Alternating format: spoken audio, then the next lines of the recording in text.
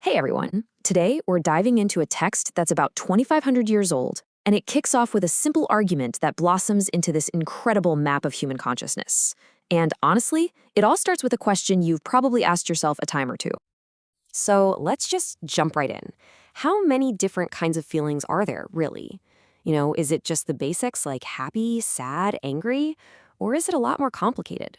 Well, believe it or not, this exact question started a whole debate way back in ancient India. All right, so let's set the scene. We've got our two main players, a carpenter named Panchakanga and a monk named Udai.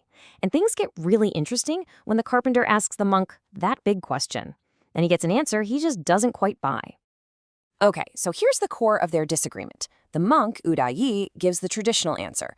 He says there are three kinds of feelings: pleasant feelings, painful feelings, and this third one, a neutral feeling. Neither painful nor pleasant. But the carpenter, Panchakanga, he's like, let's make this simpler. For him, there are only two: pleasant and painful. That's it. And you gotta hand it to him, the carpenter's logic is pretty sharp. He argues that this so-called neutral feeling is actually a very subtle, kind of sublime form of pleasure. I mean, think about it, right? Isn't the simple absence of pain its own kind of happiness? It's a great point. So they go back and forth. The text actually says they each made their case 3 times. The monk is sticking with his 3-feeling model, and the carpenter is holding firm on his 2-feeling model. They are at a complete and total stalemate. No one is budging. Luckily for them and for us, someone was listening in. The Buddha's attendant, a monk named Ananda, overheard the whole thing. Seeing they were just stuck, he decided to take the question straight to the top, to the Buddha himself. So this is the big moment. Who do you think was right? The monk with his 3 distinct categories, or the carpenter with his simpler 2-part view? Now, the Buddha's answer is just brilliant, and it all hinges on this one crucial concept, the Pali word paññā. It basically means that a teaching is given from a specific point of view for a specific reason. In other words, context is absolutely everything. So, the Buddha starts by saying, yep, from one perspective, I have in fact taught that there are 2 kinds of feeling, so boom, the carpenter was right. But then, he says, from another perspective, I've also taught that there are 3 kinds of feeling. So, wait for it, the monk was also right. How about that? And then he just blows the whole debate wide open. He reveals that, depending on the context, he's taught that there are 5, 6, 18, 36, and, get this, even 108 types of feeling. So the monk and the carpenter weren't wrong. They were both right. They were just looking at the same truth from different angles. You see, the real lesson here isn't about getting the number of feelings right. It's about intellectual humility. The point is that when we cling rigidly to our own perspective, it just leads to arguments. But when we try to understand other viewpoints, that's where we find harmony. Okay, so with that crucial lesson about perspective in mind, the Buddha then zooms in on one particular feeling, pleasure, or sukha in Pali. And he starts with the kind of pleasure we all know very well. He calls this kama sukha, which is basically sensual pleasure. This is the good stuff, right? Seeing a beautiful sunset, hearing your favorite song, tasting a delicious meal. This is our starting point, sort of the ground floor for understanding what happiness is.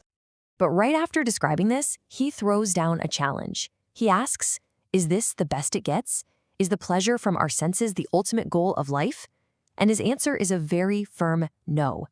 He says there's a happiness that is so much more sublime and superior to this.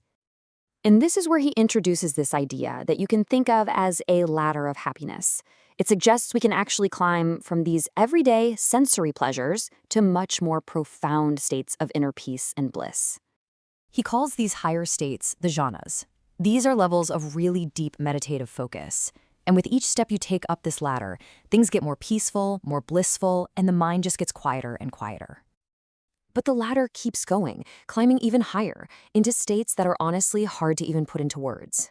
We're talking about experiences of boundless space, infinite consciousness, and even a profound state of nothingness. It's a whole different dimension of what it means to be alive. So what's at the very top of this ladder? What's the ultimate destination? Well, the answer is both totally surprising and a bit of a paradox. Okay, get ready for this. The highest, most sublime pleasure, he says, is a state called sanya vedyatani nirodha, and that translates to the cessation of perception and feeling. Wait, what? The end of feeling? This feels like a total contradiction, right? We started this whole journey by trying to count the types of feelings, and now the ultimate goal is to stop feeling altogether? How can that possibly be happiness? The Buddha's explanation here is a complete game changer. He, the Tathagata, basically redefines pleasure itself. He says he describes something as pleasure wherever it's found, in whatever way it's found. It's not just about chasing a good feeling. It's about reaching a state of true peace, a complete freedom from all suffering. And that's the ultimate insight right there. The highest happiness isn't a feeling you chase after. It's the freedom you find when you're no longer controlled by that endless cycle of pleasure and pain. It's the unshakable peace that comes from real liberation. So this ancient text really offers us this timeless map of happiness, from the simple joy of a good meal all the way to the ultimate freedom from suffering. And it leaves us with a very personal question. What kind of happiness are you truly seeking?